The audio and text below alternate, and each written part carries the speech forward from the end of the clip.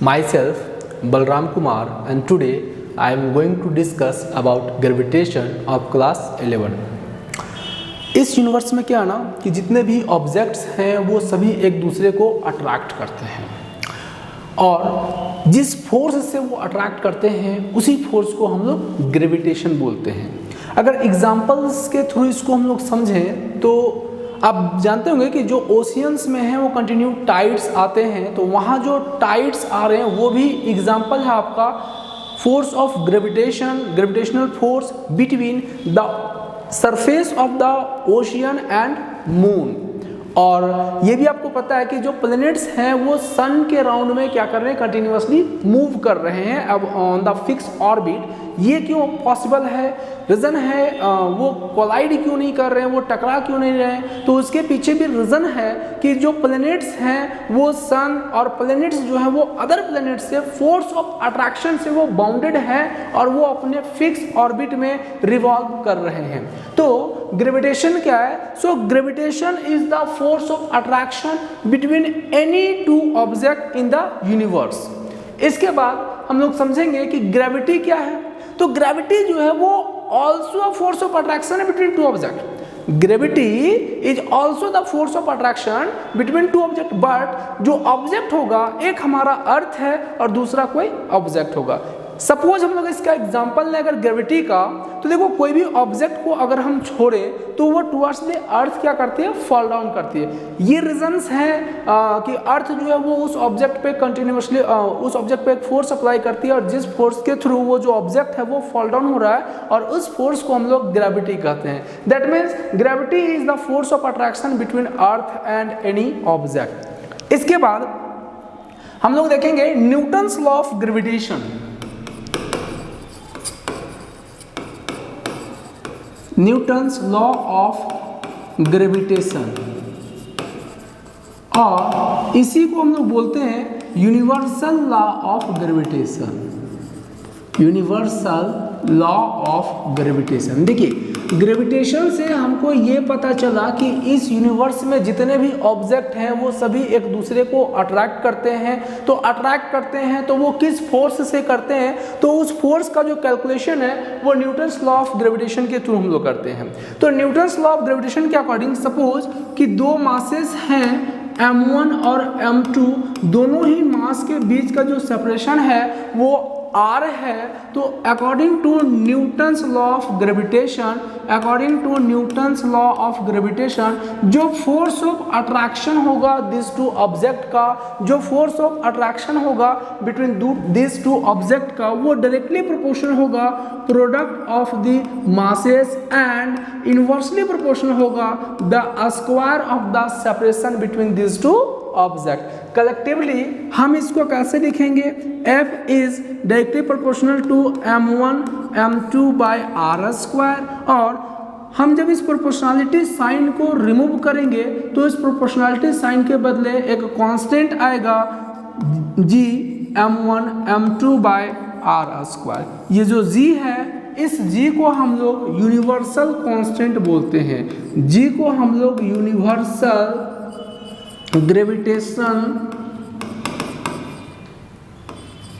Gravitational constant बोलते हैं।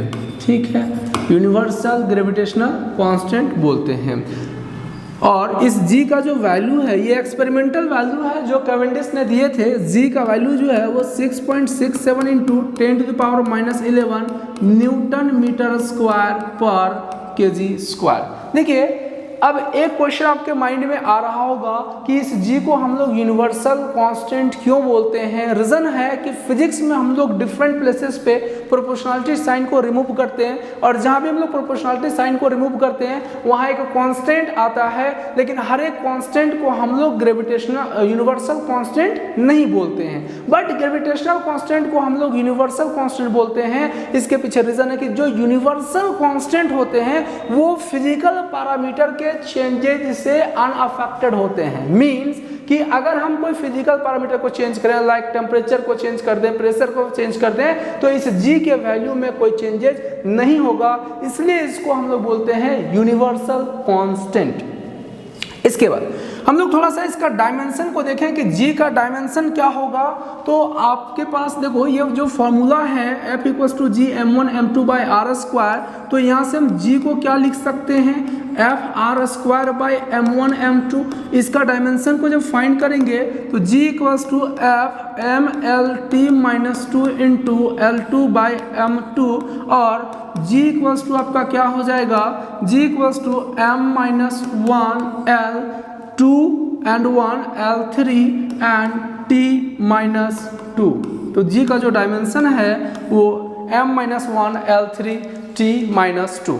इसके बाद हम लोग थोड़ा सा इसका वेक्टर फॉर्म को देखेंगे। रीजन है कि ये फोर्स ऑफ अट्रैक्शन है, तो फोर्स एक वेक्टर क्वांटिटी है, तो इसलिए हम लोग इसका वेक्टर फॉर्म को देखते हैं। तो वेक्टर फॉर्म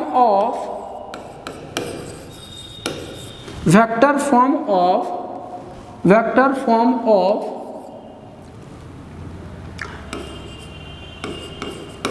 ग्रेविटेशनल फोर्स,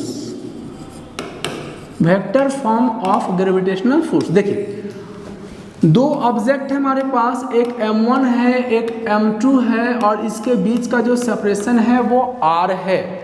तो according to Newton's law of gravitation जो फोर्स ऑफ अट्रैक्शन होगा वो डायरेक्टली प्रोपोर्शनल होगा मास के और इनवर्सली प्रोपोर्शनल होगा square of the separation between them. और ग्रेविटेशन एक्चुअल में है क्या, तो gravitation is the force of attraction between two object. तो देखिए इस बेसिस पे ये जो मास m1 है ये इस मास m2 को अट्रैक्ट करेगा, जो मास m1 है वो इस m2 को क्या करेगा अट्रैक्ट करेगा, और जो मास m2 है वो इस m1 को क्या करेगा अट्रैक्ट करेगा। तो देखिए F12 इसका मीन है कि फोर्स ऑन वन का मीन m1 हो गया हमारा 1/2 और F21 का मीन है फोर्स ऑन 2/1। 2 कहने का मीन है मास 2 और बाई 1। तो देखो F12 को जब हम लिखेंगे मतलब फोर्स ऑन 1/2, फोर्स ऑन 1/2। तो देखो फोर्स जब 1 पे अप्लाई होगा 2 के थ्रू तो इसका जो डायरेक्शन है कुछ इस डायरेक्शन में होगा। ये जो m2 है वो इस m1 को अपने तरफ अट्रैक्ट करेगा, तो ये आपका हो गया फोर्स ऑन 1/2। सपोज इस पॉइंट को हम A मान लें, इसको हम B माने, तो देखो F12 का वैल्यू आपका क्या आएगा G m1 m2 by r square.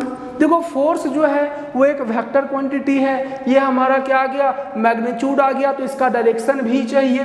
तो F12 का जो डायरेक्शन है फोर्स ऑन 1/2 ये टुवर्ड्स B के तरफ है, तो इसका डायरेक्शन क्या हो जाएगा आपका टुवर्ड्स B।